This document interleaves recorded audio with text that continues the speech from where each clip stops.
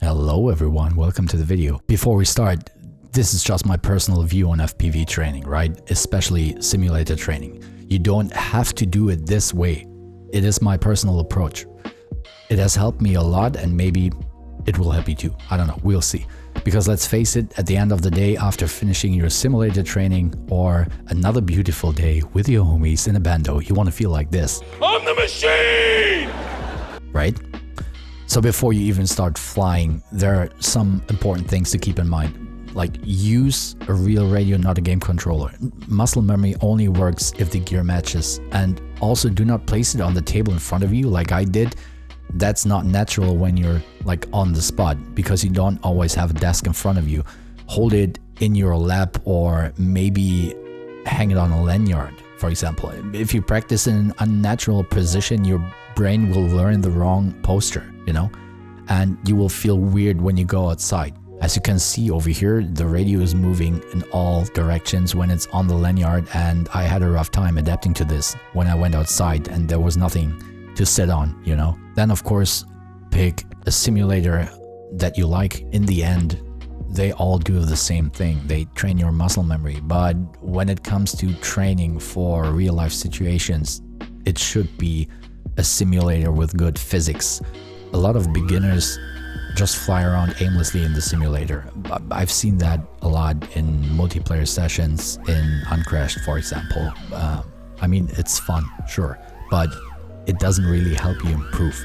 I had the same issue, right? So first off, I go to prowooper.com. That's where I check out tricks I want to learn in the simulator. In this case, I chose the Venny roll just as an example. You see the video in an infinite loop, so you can actually check out how it's being executed, and there's also a short description for each trick telling you what you actually have to do in order to complete the trick. That's a very nice source. Another person I really dig is Headmaster. He has the no talking trick tutorials, and in these tutorials he's breaking down the tricks with this kind of overlay, which comes in pretty handy. Like, you can see his fingers moving and he places these arrows to emphasize what he's actually doing, and you can see the video in the middle, and that's really nice for breaking down tricks into smaller pieces and smaller bits. You should definitely check this out. It's really nice. So instead of flying around randomly in the simulator, just pick a small set of basic moves and focus on those. Working out in the gym is actually a good comparison. You wouldn't just walk around, lift one dumbbell here, do 5 random deadlifts over there, jump on a treadmill for a minute and call it a workout. That's not how it works. Usually you pick an exercise, you do 1 set, 10 repetitions, short rest, repeat maybe 3 sets total, right? So now apply this to FPV moves. Pick one move, repeat it again and again. Maybe take a short break or a day off, then repeat it again. Later, flying becomes like rally driving, for example. In rally, the co-driver calls out the notes. Left 3 over crest, then right 5, 50 meters. The driver basically executes everything automatically. And the same thing goes for FPV. Your moves must fire automatically without thinking, because there's no time for thinking when you fly in a bando. It's like split-second decisions. And when it comes to line, once your basic moves work, you can start connecting them into lines. So you plan the line yourself. Like, I want to do a split S after that specific corner, then rewind out of it and finish with a Meti flip, for example. And this only works if all 3 moves are totally locked into your muscle memory. So compared to the rally driver and his co-pilot, you basically plan your line on your own. You have to find it, you have to memorize it, and then you have to fly it. And each line has its specific checkpoints, and at these checkpoints your trick comes into play, and you have to rely on your muscle memory. So repetition in the simulator leads to quality, and that's something that comes in pretty handy later on when you fly in a real bando. And Another thing is precision over speed. Speed comes in last, precision comes first. So find tiny gaps, go through them, fly slowly, try landing in tricky spots, also try landing next to your the player. For example, in Uncrashed, you always have this dude standing there with his radio. Try landing next to yourself in game. Also train both sides, like train the left and the right, alternating back and forth. I messed that up in the first place, only doing left turns, and that was really, really stupid. So for example, right now I'm using this simple drill as an example for the split S. It's a simple figure of 8 pattern. I do this split S over here on this specific object, and then I just switch to the left and to the right, alternating back and forth. I also stopped adding new tricks. Instead, I'm mastering the old ones, because I figured out that skill comes from consistency, not from collecting new tricks. Then there's one more very important thing. You need to be able to abort moves and tricks, even in the simulator. I mean, at some point, if you're trying to do a specific trick, take this as an example. So my plan is doing that 20 times in a row, 10 to the left, 10 to the right, alternating back and forth without crashing one single time. Until I feel comfortable doing that, I hit the respawn, the reset button all the time. But at some specific point, I just start to hit the gap, and when I know, oh no, oh shit, I won't make it, I have to abort.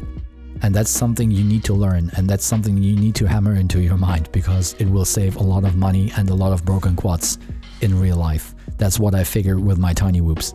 Speaking of tiny whoops, let's just go to my personal trick and move list, so to speak.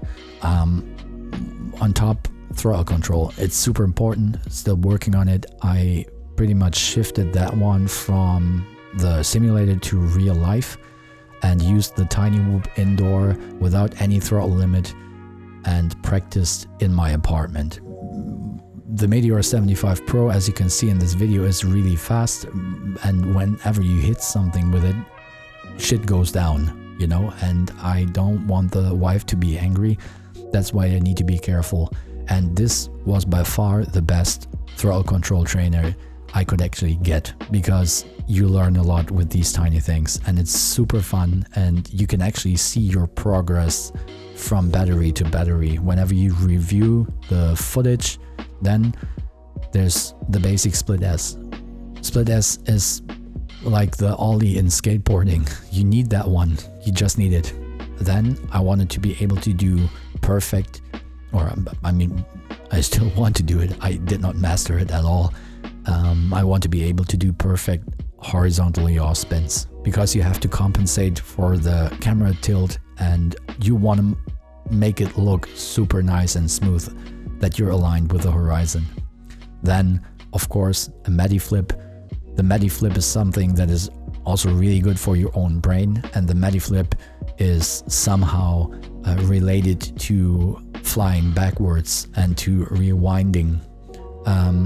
Then another thing, flying forward inverted for a couple of seconds. That's also a good thing for my brain, because I have to think inverted.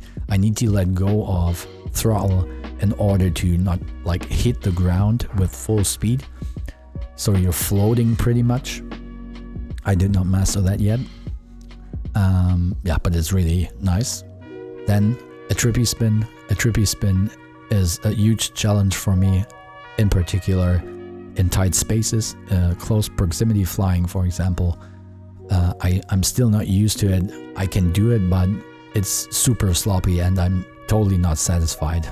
Then there's rewinding. Rewinding is also very nice for your fingers and your muscle memory, because you can combine this one with other nice tricks. Then the cradle for me is a good thing to like put somewhere into a line, somewhere in between, and it's also good to get into trippy spins, for example, and get out of trippy spins, for example. Then flying backwards Also very nice, even though it's a totally different story with a 5-inch that weighs somewhere between 600 and 800 grams. But still, getting used to tight turns and moving fast back and forth, that is really good practice.